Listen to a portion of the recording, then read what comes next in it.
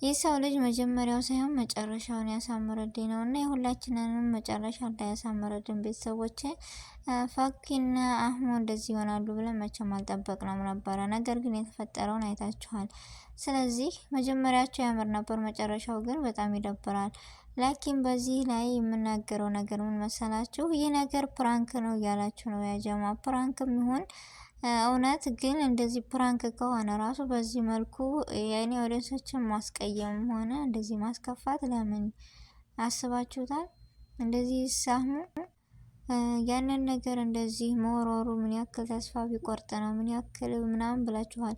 ግን አንዳንድ ጊዜ እኮ ዞር ብለን መመለስ በእርግጥ ያናዳል፣ ተስፋ ያስቆርጣል ምናምን። ግን ቢሆንም የሰው ልጅ የሚወደንን ትተን የማይወደንን ነው ድሮ የሚያኔ ሴት ልጅ የምትከተለውና ፈኪ እሱና የሱ አይደለችም፣ ጎድተዋለች እናውቃለን። ግን ቢሆንም ያንን ያክል ስንት የተራበ ስንት ምስኪን ሞልቶ ስንት ከእናት በላይ የለም። እናቱን አያለብሳትም እንደ መወርወሩ ነው ተገቢ ነው ብዬ አልደግፈውም። አሁን አሰላሙ አለይኩም ወረህመቱላሂ ወበረካቱ። ወድና የተከበራችሁ ወደ ቻናሌ ቤተሰቦች እንዴት ናችሁ? ደህና ናችሁ ወይ?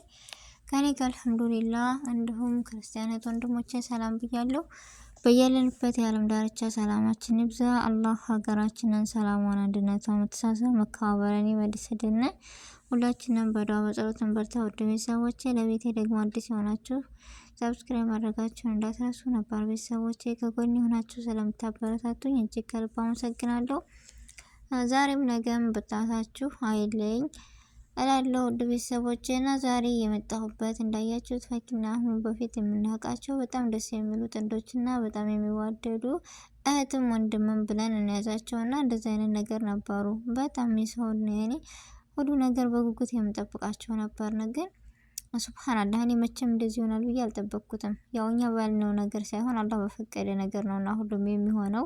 ያው እሱም ትናንትና ብሏል፣ ኩን ፈየኩን ብሏል። አላህ አላለውም። ከሆነ ይሆናል፣ ካልሆነ አልሆነም። እና እንደዚህ ምንም ቢጎዳ ምናምን ግን እንደዚህ ወርቁን መወርወር ተገቢ ነው አርቲ ነው? እኔ እንጃ ብቻ ግራ ገብቶኛል። እርግጠኛ ሆኜ ልናገር አልችልም እዚህ ቦታ።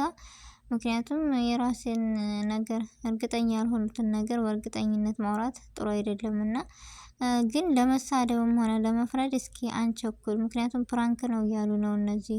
ፕራንክም ሆኖ ሊፈትነው ወይም ሊፈትና ሊሆን ይችላል። ግን በዚህ መልኩ ፕራንክ ቢሆንም ሰው ማስቀየምና ሰው ማሳዘን ተገቢ አይደለም። ይሄ ፕራንክ ከሆነ ከምር ይደብራል። ምክንያቱም ብዙ የሚወዳቸውና ብዙ የሚያከብሯቸው ስላሉ አለ አይደለ። በእርግጥ እኔ የፕራንክ አይመስለኝም። አህሙ የሚታይበት ከፊቱ ላይ ያለ እውነተኛ ውዴታና እውነተኛ ማንነት ነው የሚታየው ከፊቱ ላይ። ፈኪ ደግሞ እንዳያቸዋት እሷ የሚወዳትን ሳይሆን የማይወዳት ጋር ነው ያለችው። አላህ ሂዳያ ይስጣት፣ ሂዳያ ይስጠን ለሁላችንም ነው የምለው ውድ ቤተሰቦቼ። እና አንዳንድ ጊዜ እኛ ያስብነው ሳይሆን በቃ አላህ ያለው ነው የሚሆነው። አንድ ነገር እኮ ይሆናል ብለን ካልሆነ ለእኛ ካይረ ነገር ነው። ይሄን አውቃችኋል። የበለጠ የተሻለ ይዞልን ነው እና ተስፋ መቁረጥ አይቻልም። በእኛ ራሱ ተስፋ መቁረጥም የለብንም። ካለፈ ነገር ስህተትም ከሆነ መማር ነው ያለብን። ትክክልም ከሆነ መጠንከርና ደስታ ሊሰማን ይችላል። ስለዚህ አንድ ነገር ትምህርት ወስደን ህይወት እኮ ይቀጥላል። ለምንድን ነው የዚህን ያክል? ብቻ የትናንቱ ቪዲዮ እጅግ በጣም ልብ ይሰብራልና እጅግ ያሳዝናል። መታችሁ ፈኪን እንደዚህ አድርገሽዋል፣ ጎድተሽዋል ምናምን ብላችኋል። እርግጥ ጠባን አጎድተዋለች እውነተኛ እንትናቸው ከሆነ ግን ብትጎዳውም ነገር ግን ይቺ ልጅ እሺ ካሳለፈችው አንጻር የፊቱ ህይወትሽ እንደዚህ ነው፣ የፊቱ ህይወትሽ እንደዚህ ነው፣ በራስሽ ስራ ነው 3 አግብተሽ የፈታሽው። ኧረ ቢስሚላህ ሰዎች ከመናገር እንቆጠባል አይደለ?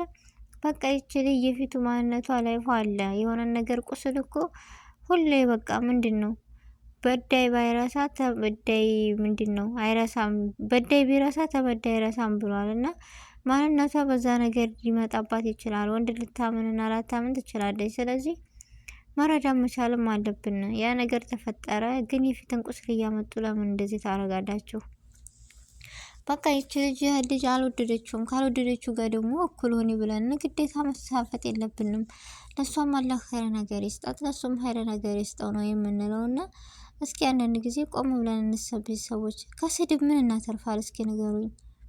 ማለት ይቺ ልጅ እኮ ለስሜትም ቢሆን እንደዚህ ብለሽ ምናምን በቃ በምክር የሚሆን ነገር ነው አለ አይደለ? እንደዚህ እንደዚህ ብለሽ እሱን እንትን በይ እሱን እንደዚህ አድርጊ ብትሏት የተሻለ አይሆንም?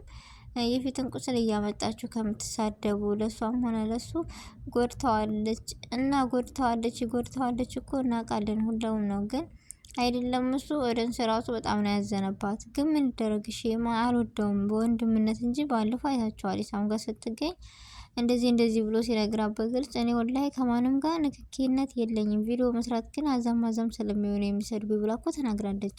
በህይወቴም ሰው እንደሌለኝ አፍቅሬም አላውቅም ይላንተ ነው ብላ ተናግራለች። ስሜቷን ተናገረች። ይሄ ልጅ ይቀበላት አይቀበላት አናቅም። አሁንም ከራስ እንደዚሁ እኔ ምለው ለሱም አላህ ኸይረ ነገር ይቅጠማቸው ይወፍቃቸው ነው የምለውና ይታደሉታል እንጂ ፍቅርን እኮ አይታገሉትም። ስለዚህ ደግሞ ይሄን ነገር አልታደሉትም ባንድ ለመሆን እኛ እንዳልናቸው እኛ እንዳሰብናቸው አልሆነም። ግን እኔ ትናንትና አህሙ ምን ያክል ተስፋ ቢቆርጥ ነው ምን ያክል ልቡ ቢሰበር ነው ብዬ አዝኛለሁ። እውነት ትክክለኛን ማንነት ከሆነ ትናንትና እንደዛ ወርቁን የሰበረውና መግቢያውን ሳይኔ በጣም ነው ያዘንኩት። ግን የሆነ ነገር ለኸይር ነው ብለን ከመጣል ይልቅ እንደውም ዱዓ ቢያስደርግበት ስንት የራበው ስንት የጠማው ያንን ወርቅ ባህር ላይ ቢሸጠው ቢጥለው ምንም ነገር የለም። ስለዚህ ይሄ መጣሉ ተገቢ አልነበረም ሀቂቃ ስንት ነገሮች አሉ ሽጦ ያንን ነገር ብዙ ነገር ቢያደርግበት የተራበ ስንት ጎዳና ላይ ይወጡ አሉ። ያም ይሁን ደግሞ ከእናት በላይ የሚበልጥ የለም። ለእናቱ ለምን አይሰጣትም? ከፈኪና ከእናቱ እንዴ የሰው ልጅ እኮ በቃ ማገሰሩ እስከሚችል ጥግ ድረስ ሄዷል። ስለዚህ እሱ ሳይሆን አላህ አልፈቀደውም አለቀ። ያን ነገር ደግሞ እሱ በምንም ነገር ማስቀረትና ማድረግ ስለማይችል ሄዶ ባህል ላይ እንደዚህ መወርወር ተገቢ አይደለም። እንደኔ ምን አይነት ትምህርት ነው የምታስተምረን?